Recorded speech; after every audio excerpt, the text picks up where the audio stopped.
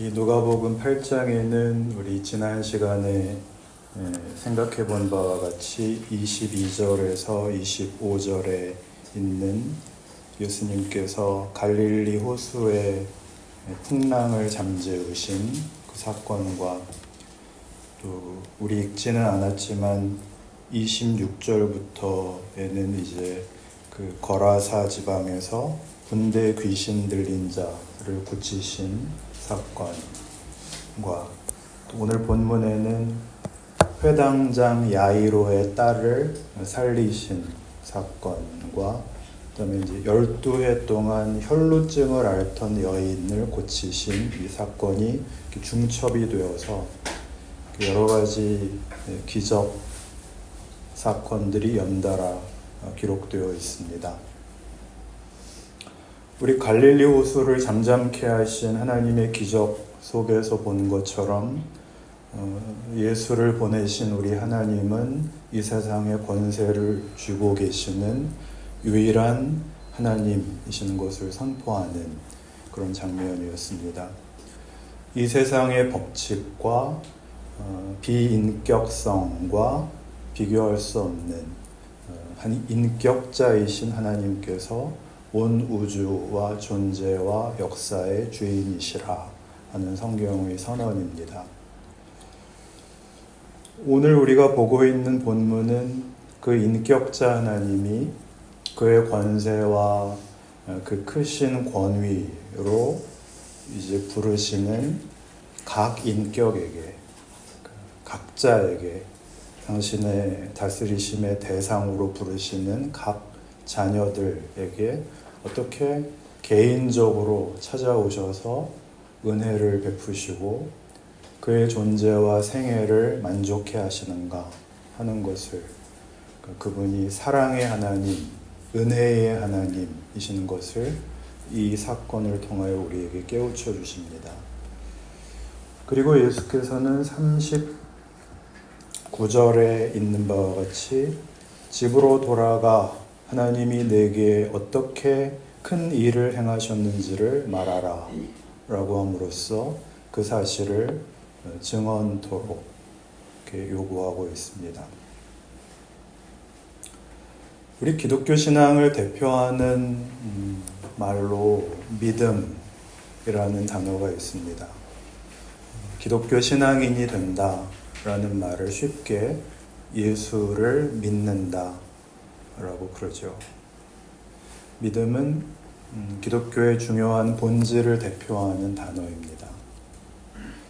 그런데 이 믿음이라는 단어에는 하나님께서 모든 존재의 주인으로서 그 높으신 권세로서 우리를 강요하시지 않는다. 강제하여 억지로 무릎 꿇리지 않으신다 라는 사실은 가장 잘 배어있는 단어가 믿음이라는 단어입니다. 믿음이란 믿는 사람이 자유롭게 선택하고 결정하는 것입니다. 그렇죠.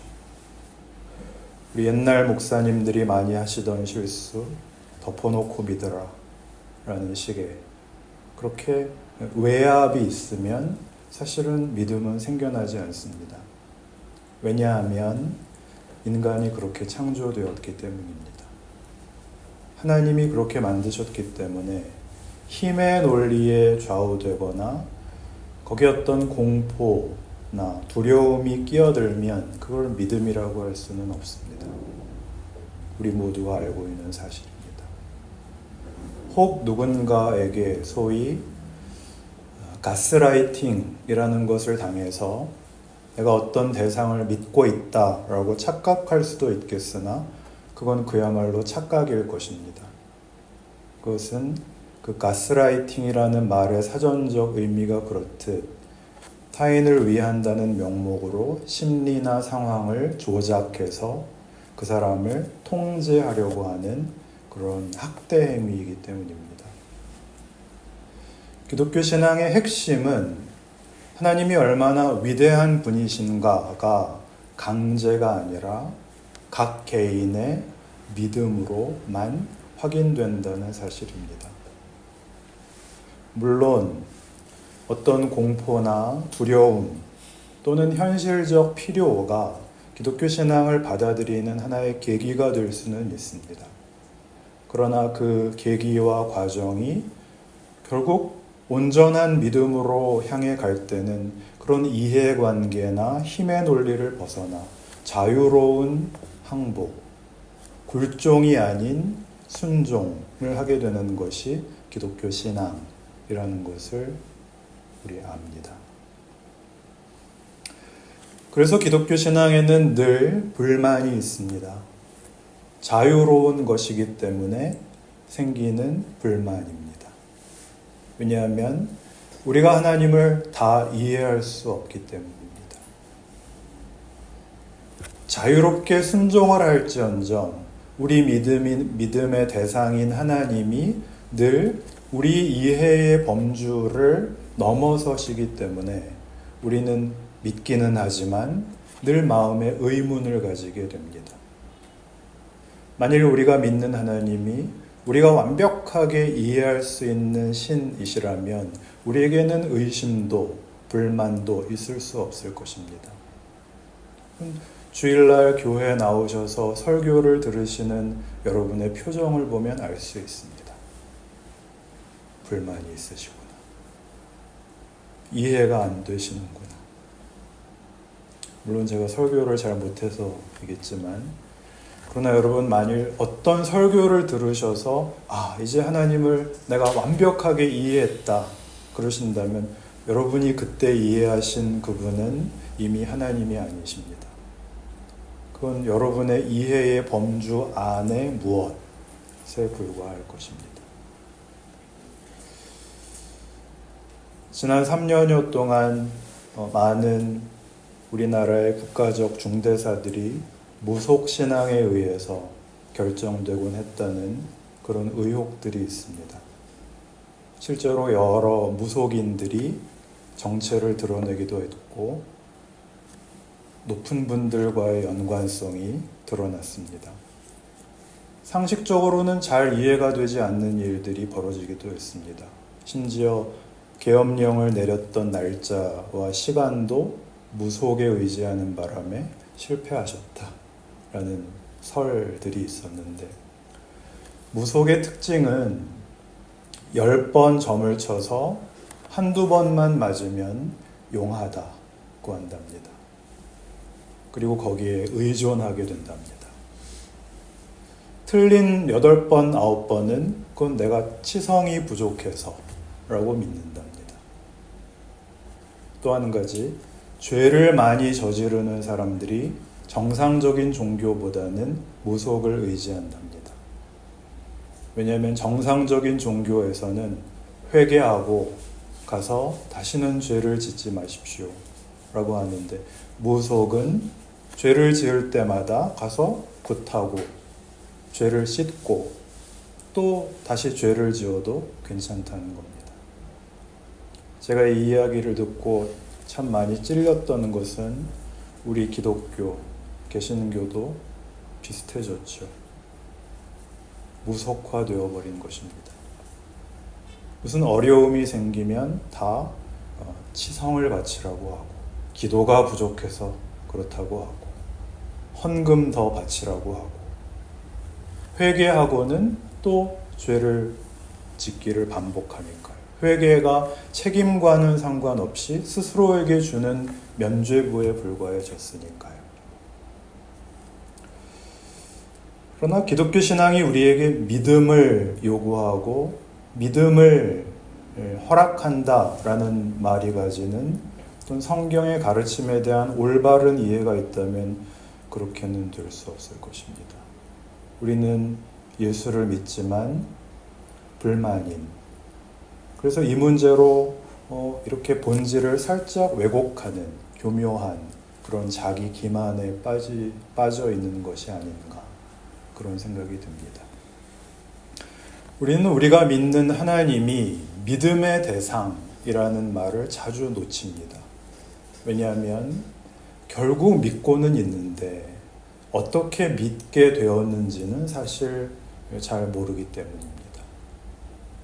어째서 믿고 있는가? 여기 오늘 성경에 등장하는 혈루증 앓던 여인이나 회당장 야이로 같이 나의 생애 속에 찾아온 어떤 하나님의 은혜로우심을 만나는 겁니다. 세상과 인간에게 기대할 수 없는 어떤 존재적 실체를 만나는 것이죠. 은혜롭고 자비롭고 노하기를 더디하시며 인자와 긍휼이 풍성하신 하나님을 만난 것입니다. 하나님이 믿을만 하시다라고 하는 것은 우리가 어떤 결정적인 사건으로 어떤 해결로 경험하지는 못했을지라도 우리의 영혼이 어쨌든 알게 된 사실입니다. 어쨌든 하나님께서 내 영혼에 찾아오셨다라는 것만은 부인할 수가 없습니다. 그것을 거부할 수가 없고 그것을 숨길 수가 없습니다. 주일마다 이렇게 다시 오고 신앙생활을 하지 않으면 뭔가가 불편합니다. 그러나 하나님이 내 마음 같지 않다라고 하는 것도 사실이기 때문에 우리는 사실 맥이 빠지곤 합니다. 이 문제에 대해 그러니까 하나님은 믿을 만한 분이신가에 대한 가장 극적인 증명이 바로 교회 공동체입니다. 지난 부활절 전날 토요일이었죠.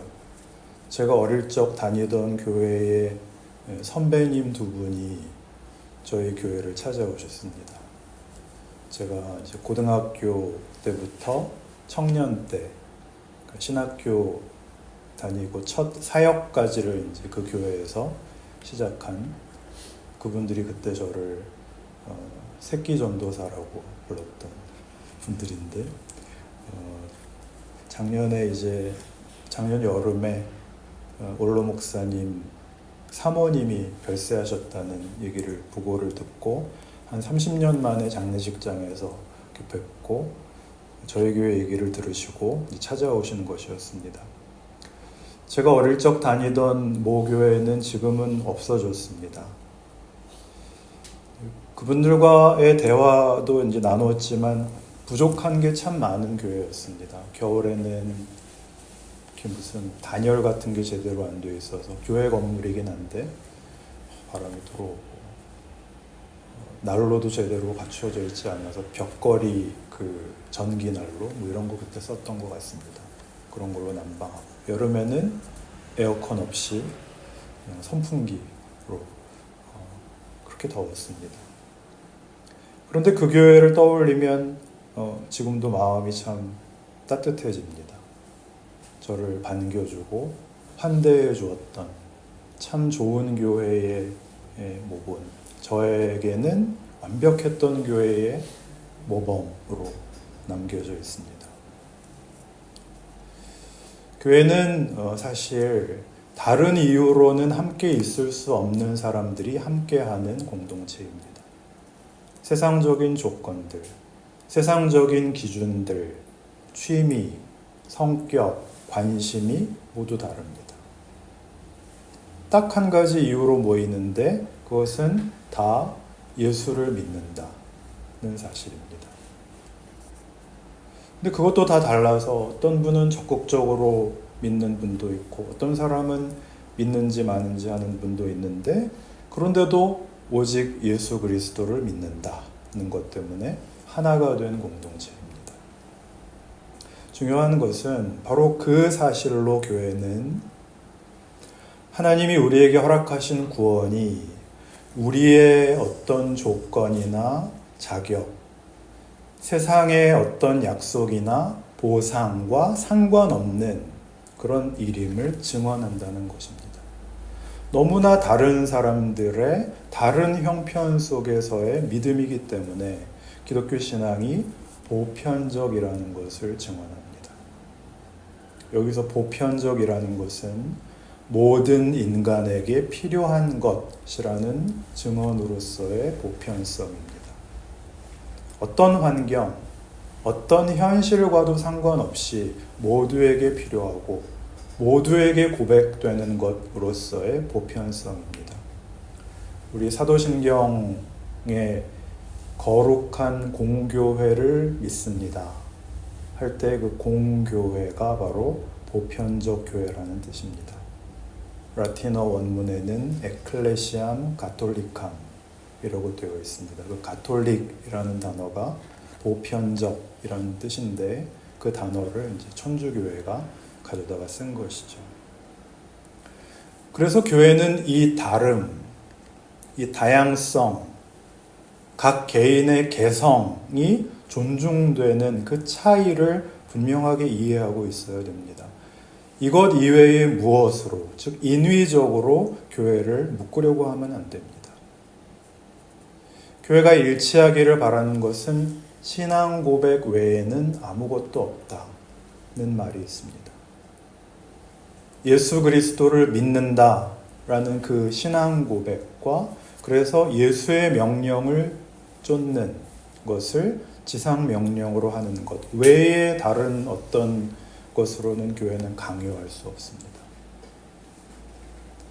그러나 역설적으로 이 신앙 고백, 하나님이 얼마든지 보편적으로 허락하시는 이 자유로운 선택 속에 교회의 생명력과 능력이 있습니다. 그것이 교회의 힘입니다. 이것이 없으면 교회는 기능으로 가죠. 능률을 따지게 됩니다. 그럴 때 교회는 세속화된다고 합니다. 재미가 없어집니다. 사람이 아니라 하나님이 하시는 일을 보는 재미 말이죠. 각 교회를 구성하고 있는 사람들이 다르듯이 교회가 무엇을 해야 되느냐 하는 것은 사실 각 교회마다 다릅니다. 교회마다의 어떤 독특한 성격이 있습니다. 그러니 다른 교회를 따라하거나 흉내를 내기보다는 또는 어떤 목회자나 교회의 누군가가 원하는 방향으로 교인들을 억지로 끌고 가기보다는 우리 교회 신자들을 잘 살피고 이분들의 형편을 잘 들여다보고 이분들 가운데 하나님이 하고 계시는 일이 무엇인지 하고 싶어 하시는 일이 무엇인지를 보고 그 일에 정성껏 심부름하는 그런 하나님의 일하심, 부르심의 능력에 집중할 일입니다. 수많은 프로그램으로 이루어진 교회들이 있습니다. 좋습니다. 물론 필요합니다. 그런 거. 그러나 그런 프로그램에 적극적으로 참여하시는 것이 복인 것 같이 교회에는 도망 다니는 것도 필요합니다. 이 말이 이해가 되십니까? 놓아서 길렀는데 더 맛있는 것은 비단 닭만의 예가 아닙니다. 못 알아들으셨나요? 지난주에 닭 잡는 얘기들을 하도 재밌게 하셔서 들어본 예화인데 적절하지 않은 예를 든 것 같습니다. 그러니까 열심히 참여하는 분들로 하나님이 하시는 일이 있는 것처럼 열심히 참여 안 하시는 분들로 인하여 하나님이 하시는 일이 있다 라고 한다면 여러분 납득이 되십니까? 말하자면 하나님의 부르심과 그 가르치심에 대하여 우리는 더 넓은, 더 깊은 믿음의 눈을 가져야 한다 라는 것입니다. 하나님이 일하신다. 우리 골로새서 1장을 찾아보시겠습니다.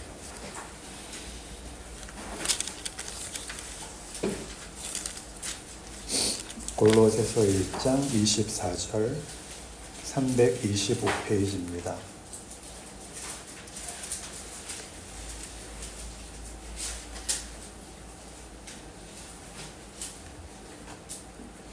나는 이제 너희를 위하여 받는 괴로움을 기뻐하고 그리스도의 남은 고난을 그의 몸된 교회를 위하여 내 육체에 채우노라. 내가 교회의 일꾼 되는 것은 하나님이 너희를 위하여 내게 주신 직분을 따라 하나님의 말씀을 이루려 함이니라. 이 비밀은 만세와 만대로부터 감추어졌던 것인데 이제는 그의 성도들에게 나타났고 하나님이 그들로 하여금 이 비밀의 영광이 이방인 가운데 얼마나 풍성한지를 알게 하려 하심이라. 이 비밀은 너희 안에 계신 그리스도시니 곧 영광의 소망이니라.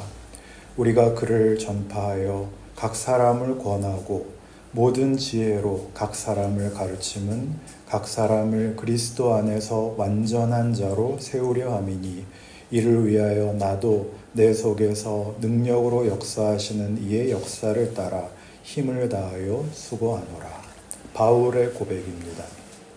바울은 예수를 목적으로 삼고 목표로 삼아 예수를 닮은 삶을 살고 예수같이 사는 것이 내 인생의 유일한 목적이요 참 자랑이며 영광이라 이렇게 멋있게 고백을 하고 있습니다. 바울이니까 그렇지 뻔한 얘기네 그렇게 생각하실지 모르지만 이것은 다만 종교적인 인물을 말하는 것이 아닙니다. 바울은 비로소 인간의 참된 인간됨과 인생의 가치를 깨우친 자의 깊은 선언을 하는 것입니다. 그것은 세상이 우리에게 요구하는 가치와 사뭇 다른 것입니다. 세상은 우리에게 승리하기 위하여 인간성을 내놓을 것을 요구하죠. 비정해지고 무정해지고 냉혹해지고 잔혹해지고 이기기 위하여 남을 해치는 것을 요구하는 것이 세상의 법칙입니다. 거기에는 인격이 들어설 자리가 없습니다. 하나님의 통치는 그렇지 않습니다. 오늘 본문에서도 우리는 그것을 예수 안에서 봅니다. 기적이란 자연 법칙을 벗어나는 하나님의 통치의 권세요 인격자의 찾아오심이다 이거죠. 그래서 바울은 기꺼이 내가 그리스도의 남은 고난을 그의 몸된 교회에 채우기 위하여 애쓰겠다 라고 약속을 하는 것입니다. 한 군데 더 바울의 이야기를 확인해 봅시다. 빌립보서, 골로새서 앞에 빌립보서가 있는데 4장을 보시면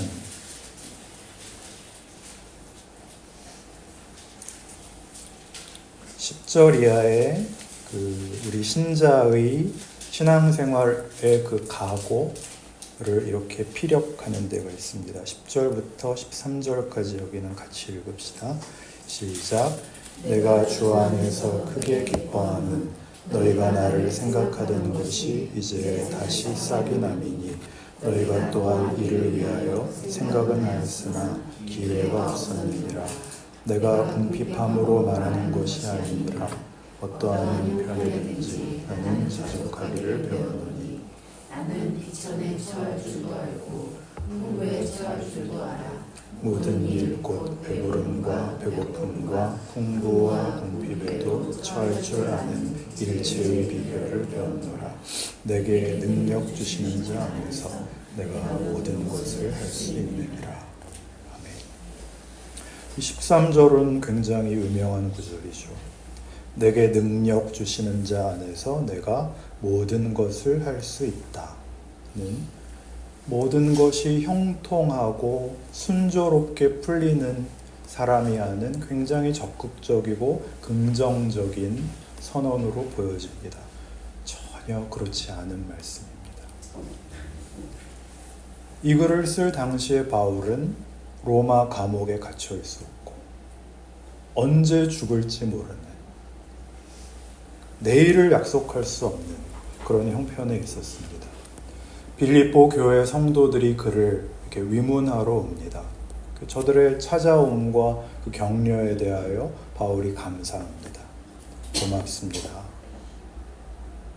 그러나 저는 다만 저의 궁핍함을 여러분이 이렇게 돌보아 준 데 대하여만 감사하는 것은 아닙니다. 저는 여러분이 그리스도의 사랑에 동참하시는 것이 너무 기쁩니다. 사실 저는 궁핍함이나 풍부함이 이제 상관이 없습니다. 그렇게 선언하는 것입니다. 세상은 저를 도와줄 수 없습니다. 그러니 저를 방해할 수도 없습니다. 이제 저는 알게 되었습니다. 인간에게 필요한 것, 의와 진리와 생명, 승리, 보람, 자랑, 이런 것들은 오직 우리 주님 예수 안에만 있더라는 것입니다. 그래서 저는 이제 무슨 꼴이라도 당할 수 있습니다. 이 선언입니다. 내게 능력 주시는 자 안에서 내가 모든 것을 할 수 있습니다. 현실은 얼마나 무서운지 우리 다 압니다. 자기가 자기를 돌보지 않으면 아무도 우리를 돌보지 않는다는 사실을 압니다. 우리가 힘을 갖고 있지 않으면 세상의 법칙대로 우리는 잡아먹혀 버린다는 거 압니다. 그러나 그렇게 너 이렇게 해야만 이길 수 있어 라는 세상의 요구를 충실하게 따라가다 보면 혹 좀 더 생존할 수 있을지는 모르나 결국 참다운 인간성을 상실하게 된다는 것을 사도 바울은 예수 안에서 깨닫습니다. 예수 안에서 인간은 참 인간이 되고 예수 안에만 영원에 속하는 가치들이 약속되어 있는 것을 봅니다. 이게 이제 우리가 이렇게 교회로 모여서 서로에게 확인하는 것이죠. 존귀하신 교회 여러분, 매우 유감스러운 말씀을 드립니다만 우리가 얻은 구원과 하나님의 부르심 속에 주신 약속 속에는 병이 낫고 승진하고 여유 있게 살고 하는 것은 없습니다. 그것은 우리의 신앙의 이유도 아니고 근거도 아니고 내용도 아니기 때문입니다. 그럼 뭐하러 예수를 믿습니까? 빌립보서 1장입니다.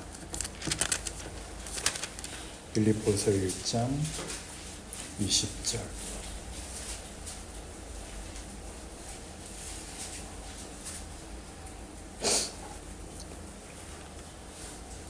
나의 간절한 기대와 소망을 따라 아무 일에든지 부끄러워하지 아니하고 지금도 전과 같이 온전히 담대하여 살든지 죽든지 내 몸에서 그리스도가 존귀하게 되게 하려 하나니 이는 내게 사는 것이 그리스도니 죽는 것도 유익함이라. 그러나 만일 육신으로 사는 이것이 내일의 열매일진데 무엇을 택해야 하는지 나는 알지 못하노라. 내가 그 둘 사이에 끼었으니 차라리 세상을 떠나서 그리스도와 함께 있는 것이 훨씬 더 좋은 일이라. 그렇게 하고 싶으나 내가 육신으로 있는 것이 너희를 위하여 더 유익하리라. 내가 살 것과 너희 믿음의 진보와 기쁨을 위하여 너희 무리와 함께 거할 이것을 확실히 아노니 내가 다시 너희와 같이 있으므로 그리스도 예수 안에서 너희 자랑이 나로 말미암아 풍성하게 하려 함이라. 하나님이 우리를 고난의 세상 속에 놔두시는 이유에 대하여 사도 바울이 말씀합니다. 하나님을 믿고 사는 것이 무엇인가를 증언케 하기 위해서입니다. 예수를 믿어서 무슨 세상적인 보상을 받고 그래서 예수 믿으면 형통한다를 증언하는 것이 아니라 아무 낙이 없는 것 같은 세상 속에서 세상의 위협에 굴하지 않고 저들의 공격과 부끄럽게 하는 일을 담담히 감수하는 일로 하나님이 우리의 생애를 쓰신다고 말합니다. 바울은 선언하죠. 나는 어떻게 될지 모르겠습니다. 내가 살지 죽을지도 모르겠습니다. 그러나 아무래도 상관없습니다. 내가 산다면 내 삶으로 하나님이 하실 일이 있다는 뜻이고, 나를 죽이신다면 나의 죽음으로 하나님이 하실 일이 있다고 나는 이해하고 있습니다. 어쩌면 죽어서 주님 곁에 가는 것이 이렇게 고난 당하는 일보다 편할지도 모릅니다. 그러나 하나님이 살려놓으신다면 살아서 할 일이 있다는 것으로 저는 이해합니다. 살아서 여러분을 위하여 유익이 되라고, 하나님의 심부름꾼이 되라고 하십니다.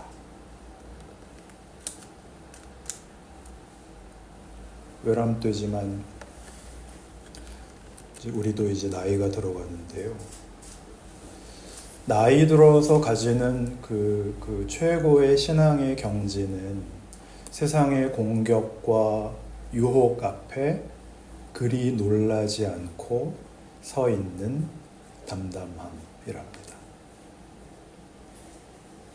자기를 알아달라고 고함을 칠 필요가 없습니다. 악을 쓰고 나가서 선동할 필요가 없습니다. 믿음의 연배가 가지는 그 자랑스러운 역할을 기대하셔야 됩니다. 어떤 역할이요? 가진 것이 없고 외면받고 외롭고 힘없는 때에 하나님이 더 많은 것으로 우리와 함께 하신다는, 보이는 아무런 보상을 갖고 있지 않으나 하나님의 크심을 믿습니다. 그러니 여러분 이제 뭐 한 10년 정도 지나면 저와 함께 노인이 되실 교우 여러분, 그때가 되면 혹 우리 교회가 없어져서 다른 교회 다니시더라도 마찬가지입니다. 교회 가시거든 입을 다물기로 합시다. 아름답고 멋있는 믿음의 역사로, 이렇게 보이는 증언으로 묵묵히 담담하게 그렇게 존재하시는 것입니다. 교회는 이 증언을 가져야 됩니다. 그리고 이 증언이 전승되는 것이 기독교 교육입니다. 우리 자녀 여러분 마침 깨어나셨군요. 우리 자녀 여러분, 여러분의 지금의 안타까움이나 불만이나 고통들은 지금 겪기에는 버겁지만 결국은 여러분을 자라게 할 것입니다. 여러분의 믿음은 자랄 것입니다. 교회 학교 모이고 프로그램하고 그런 것도 좋지만 그런 데서 얻는 어떤 종교적 명분이 아니라 보이는 증언을 제대로 이해하는 그런 눈을 가지시기 바랍니다. 기도합시다.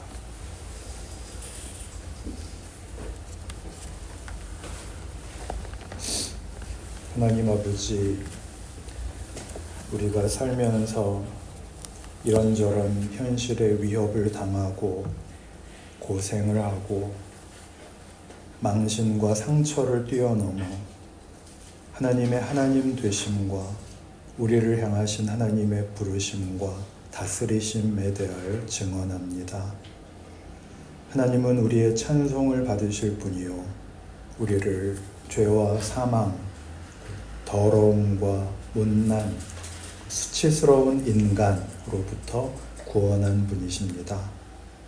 우리의 전 생애를 걸 뿐 아니라 우리의 운명을 걸고 우리는 하나님을 믿은 것을 감사하며 증언합니다.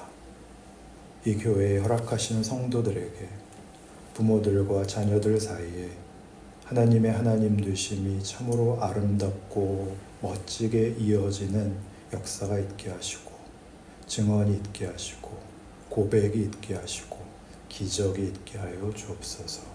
예수님 이름으로 기도합니다. 아멘.